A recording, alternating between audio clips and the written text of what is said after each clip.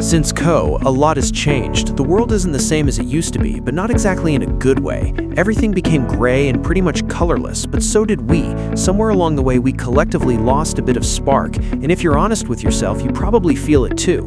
Every new year rolls around and we always hear the same thing. Next year will be my year, for real. Except it wasn't. Not in 2024, not in 2025, and it won't be in 2026 either, unless you force it to be. So spare me a bit of your time, and I'll force you to lock in for 2026. But just a quick disclaimer, I'm not here to motivate you. Motivation is a sugar rush, and I'm obviously not selling candy. I'm here to give you the tools, perspective, and kick in the teeth you need to make this your actual year, like for real. Now, I'm not going to be too hard on you. I know you've been trying, or at least you think you have. Maybe you started a bulking plan, but quit after 2 weeks because life got busy. Or you set goals, but they were vague enough to be ignored, like I want to be better. Better at what? Breathing? You've been doing that since birth. See, trying isn't enough. If you're half-assing it, you're not failing because life is unfair, even though, yeah, it is. You're failing because you're waiting for life to miraculously align itself around your vibes, but it won't. You're the one who's got to align themselves with their goals. And to align yourself, you'll need to start where it matters most, your time. You're probably used to saying, I don't have time. That's funny, because you had time to scroll TikTok for 3 hours yesterday. You had time to rewatch the same show for the 4th time because it's absolute cinema. You had time to stare at the ceiling thinking about how you have no time. Did you see it? You have time. You're just bad at using it. If we do the math, you have 24 hours in a day. Let's say you sleep for 8 hours if you're lucky, work or college for up to 8 as well, and spend 2 hours eating and existing. That leaves 6 hours. Now ask yourself, what am I doing with them? If you can't answer that without stuttering, you've found your problem. Look, we live in an era where you can learn literally anything for free, or close to it. Feel like starting a business? There are tutorials, templates, and even AI tools that'll practically walk you through the process. Getting fit or shredded? There are apps, YouTube channels, and communities that will keep you accountable. Learning a new skill? Platforms like Coursera, Skillshare, or even TikTok, if you're following the right creators, have you covered. So why are you using your phone to scroll aimlessly instead of using it to level up, or clicking that subscribe button below this video? Technology isn't the enemy here. You are. Your phone is a tool, but if you treat it like a toy, it'll treat you like a joke. But even then, tools are just tools. They're still pretty useless without a plan, which brings us to my next point, systems. Saying, I want to save money is cute, but what's your plan? Are you tracking expenses, automating savings, or are you just hoping your bank account will surprise you like a physics exam on Monday? The same goes for fitness, learning, relationships, everything. Goals are basically useless without systems. Systems are what make you show up on the days you don't feel like it. They're the boring routines that actually get results. They're the meal preps, the study schedules, the workout plans. They're what separate the people who achieve from the people who talk about achieving. And while we're at it, let's quickly address the ugly grind and why you should embrace it. Most of what will make you successful is not exciting. It's boring, it's repetitive. It's waking up early to work out when you'd rather sleep. It's saying no to plans so you can study.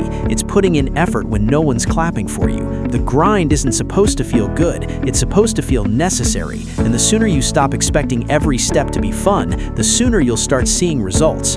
Of course, the grind doesn't have to be the old-fashioned way. Time's changed. You need to be aware and recognize the massive potential and opportunities sitting right in front of you. But you know what else is massive?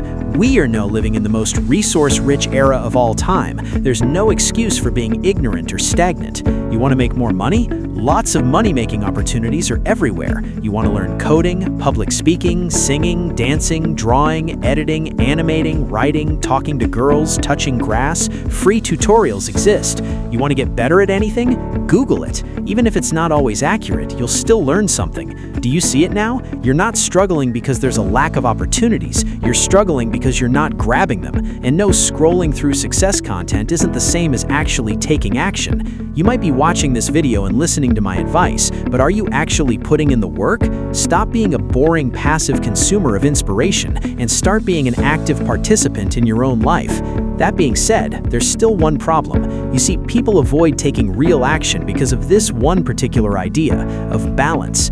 You've been sold this idea that you can balance everything perfectly, Work, life, growth, rest. Actually, it's not that easy, and it's kind of overrated too. If you want something badly enough, you have to let other things slide, collapse, descend, plummet. That doesn't mean burning out, but it does mean prioritizing like your life depends on it, because it kind of does. You're not going to achieve your goals by squeezing them into the cracks of your schedule. They need to be front and center, not an afterthought. And in order to be able to do that, you need to answer one big question. Am I really trying? Because it's easy to say you're trying, but are you really, or are you just dabbling? There's a difference between effort and consistent effort. One gets you short-term results, if that, and the other transforms your life. Be honest with yourself. If you are not where you want to be, is it because the world is against you, or is it because you are not fully in that mentality? Are you because you're the lamest, or are you the lamest because you're you? You can't half commit and then expect full results. I'm not saying this is someone perfect, because I'm not, but I can confidently say I'm the best version of myself that I've ever been, and a big part of that is because I stopped waiting for life to hand me success and started forcing it.